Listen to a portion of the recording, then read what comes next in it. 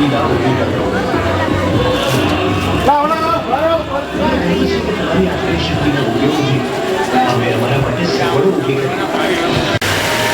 ધરતી પરનો મનુષ્ય અત્યારે કુદરતી આફતોથી પરેશાન થઈને દેવોના દેવ ગણપતિજીની આરાધના કરે છે.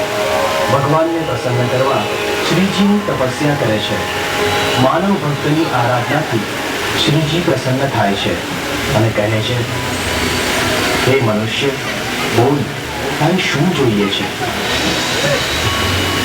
હે દેવાધિદેવ, આ ધરતી પરનું ઋતુચક્ર સમયસર અને જરૂરિયાત પ્રમાણે ફરતું નથી. ઋતુ પ્રમાણે ગરમી, ઠંડી અને વરસાદનું પ્રમાણ એક સરખું જળવાતું નથી. આનાથી મનુષ્ય રોગચાળાનો શિકાર બને છે. મનુષ્ય માટે કટોકટીની પરિસ્થિતિ વર્તાય છે. હે દેવાધિદેવ, તમે અમને આવી મુશ્કેલીઓને દૂર કરવાનો રસ્તો બતાવો.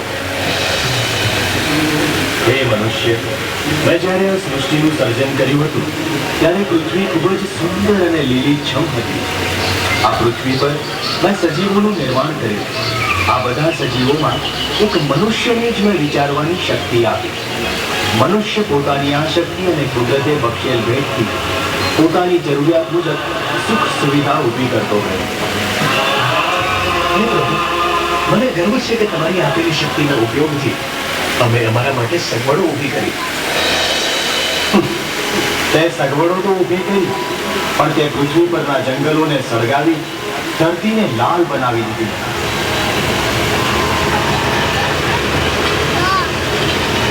જંગલોને આડે ધડ કાપીને ત્યાં મોટી બિલ્ડિંગો, કારખાના બનાવ્યા.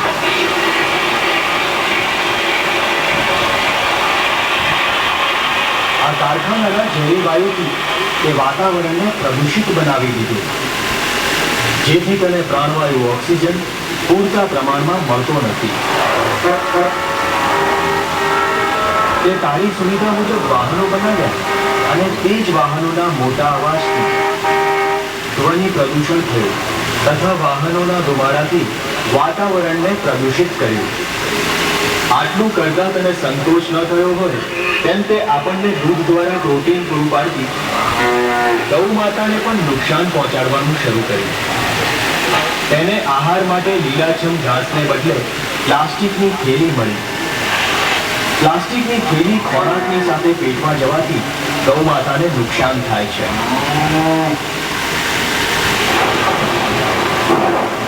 જે પાણીમાંથી તું વીજળી ઉત્પન્ન કરે છે એ પાણી પૃથ્વી પર ધન પહોંચાડો.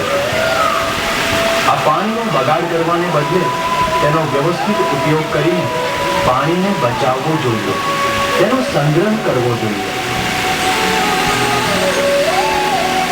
હે મનુષ્ય, દર વર્ષે તું 10 દિવસ માટે મારી મૂર્તિ બનાવીને એની સ્થાપના કરે છે. આ મૂર્તિનું નિર્માણ પણ તું પ્રદૂષણ ઊભું કરતા પ્લાસ્ટર ઓફ પેરિસમાંથી કરે છે. આનાથી બનતી મૂર્તિનું પાણીમાં વિસર્જન કરીને તું પાણીમાંના સજીવોનો જીવ લે છે. એ મનુષ્ય, તે તારા સ્વાર્થને પોષવા મારી આ સુંદર સૃષ્ટિને ખૂબ જ નુકસાન કર્યું છે. તું તારી મુશ્કેલીઓનું સમાધાન મારી પાસે માંગે છે, પણ આ મુશ્કેલીઓનું સમાધાન તારી પાસે જ છે. જે જંગલોનો નાશ કરીને તું તારી સગવડો ઊભી કરે છે એ જંગલોનું ફરીથી તારે જ નિર્માણ કરવાનું છે. જંગલો આપણને પ્રાણવાયુ, ખોરાક, પાણી, લાકડું, દવા જેવી અનેક જરૂરી વસ્તુઓ આપે છે. તારે તેનું જતન કરવું જોઈએ. જો તું પર્યાવરણને સાચવીને એનું જતન કરીશ તો તારી મુશ્કેલીઓ આપોઆપ દૂર થઈ જશે. હે દેવોના દેવ ગણપતિ, મને આજે મારી આ ભૂલ સમજાઈ છે. મેં મારા સ્વાર્થને પોષવા પર્યાવરણને નુકસાન પહોંચાડ્યું છે, પણ હવે આ ભૂલ સુધારવાની અમારી ફરજ છે.